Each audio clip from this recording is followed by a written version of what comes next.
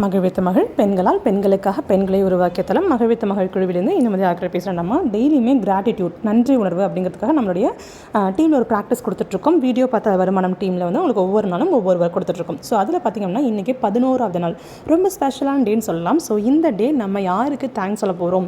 So ஒவ்வொரு நாளும் ஒவ்வொரு அழகான ஒரு உறவுகளுக்கு நன்றி சொல்லிக்கிட்டே அழகாக பழக்கப்படுத்திகிட்டே வந்துட்டோம். இந்த 10 days முடிஞ்சு 11வது நாளுக்குள்ளே நம்ம காலடி எடுத்து வைக்கிறோம்.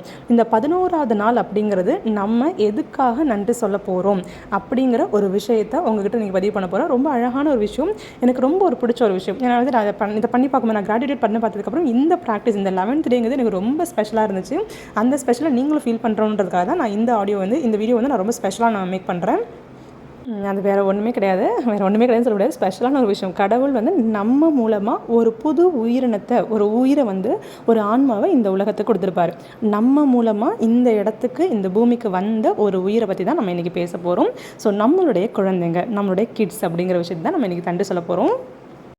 நமக்குள்ளே அணுவாகி கருவாகி கொஞ்சம் பெருசாகி இந்த உலகத்தில் வந்து இன்றைக்கி இந்த உலகத்தில் விளாண்டுகிட்டு இருக்க ஒரு குழந்தை. சப்போஸ் சில பேர் ப்ரெக்னெண்ட்டாக இருப்பீங்க, வயிற்றில் குழந்தை இருந்ததுன்னா அந்த குழந்தைய நினச்சிக்கோங்க. பிறந்த ஒரு குழந்தை ஆல்ரெடி தான், அந்த குழந்தை நினச்சிக்கோங்க. ஒவ்வொரு குழந்தைக்கும் நீங்கள் தனித்தனியாக சொல்ல போகிறீங்க.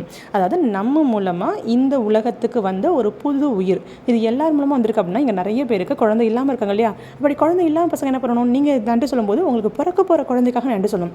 கண்டிப்பாக கடவுள் உங்களுக்கு ஒரு ஒரு உயிரை வந்து இந்த உலகத்துக்கு கொண்டு வைக்கிறதுக்கான ஒரு மிகப்பெரிய பொறுப்பை கொடுத்தாலும் நீங்கள் வந்து பெண் அப்படிங்கிற ஒரு பிறப்பையே கொடுத்துருக்காரு. பெண்ணுங்கிற பிறப்புக்குள்ளே மட்டும்தான் கர்ப்பப்பை இருக்குது. ஸோ அப்படிங்கிற புது கருவறை வச்சிருக்கிற உங்ககிட்ட கண்டிப்பாக அந்த கருவறைக்குள்ளே ஒரு அழகான ஒரு உயிரை உருவாக்கி கண்டிப்பாக இந்த உலகத்துக்கு கண்டிப்பாக கடவுள் கொடுப்பாரு. அதுக்கான நாள் வந்து முன்ன பின்ன வரலாமே தவிர, பட் கண்டிப்பாக உங்களுக்கான அழகான நாட்கள் கண்டிப்பாக வரும் வரப்போகிற குழந்தைக்காக. அப்போ என்னாகும், உங்கள் மூலமாக வயிற்றில் சில பேர் கல்யாணம் ஆயிருக்கும், சில பேர் குழந்தை வயிற்றில் வச்சிருப்பீங்க, இன்னும் சில பேர் குழந்தை பிறந்திருக்கும், ஒரு குழந்தை 2 குழந்தை 3 குழந்தை வச்சிருப்பீங்க.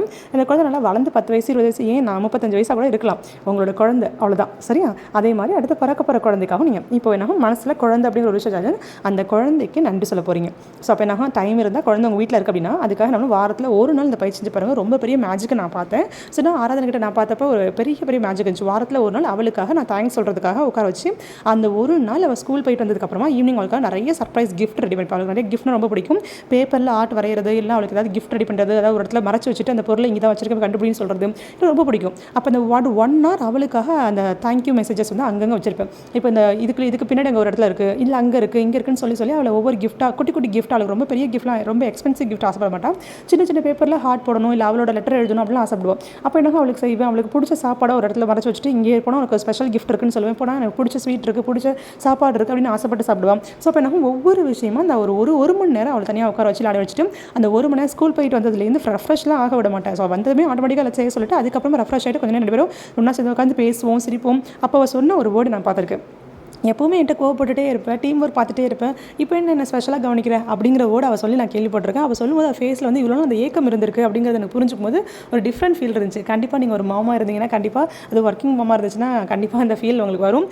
நிறைய நேரங்களில் இது வந்து பெயின்ஃபுல்லாக இருந்தாலுமே அது அட்லீஸ்ட் மாதத்தில் ஒரு நாள் பண்ணவே நினச்சேன். அதை வந்து வாரம் செய்ய ஆரம்பித்தேன். ஸோ வாரத்தில் 2 நாள் அப்படியே செய்ய ஆரம்பிச்சிட்டேன். இப்போது அவள் கண்டிப்பாக அந்த 2 நாள் அப்படிங்கிறப்போ கடந்த எல்லா வேலைக்காட்டிலும் என் அம்மா எனக்காக 2 நாள் ஸ்பெண்ட் பண்ணுவாங்க அப்படிங்கிற ஒரு ஃபீல் அந்த குழந்தைக்கு வரும்போது இன்னும் கொஞ்சம் பாண்ட் அதிகமான மாதிரி இருக்குது. இந்த ஃபீலை வந்து சொன்னால் வந்து உங்களுக்கு புரியாது. நீங்கள் செஞ்சு பாருங்கள், உங்கள் குழந்தையோட ரியாக்ஷன்ஸ் என்னன்றதை பண்ணிவிட்டு கண்டிப்பாக எனக்கு வந்து அந்த குழந்தை என்ன பண்ணுது அப்படிங்கிற ரியாக்ஷன்ஸை செஞ்சுட்டு எனக்கு ப்ராக்டிஸ் பண்ணிவிட்டு அதுக்கப்புறம் கமெண்ட் பண்ணுங்கள் சரியா?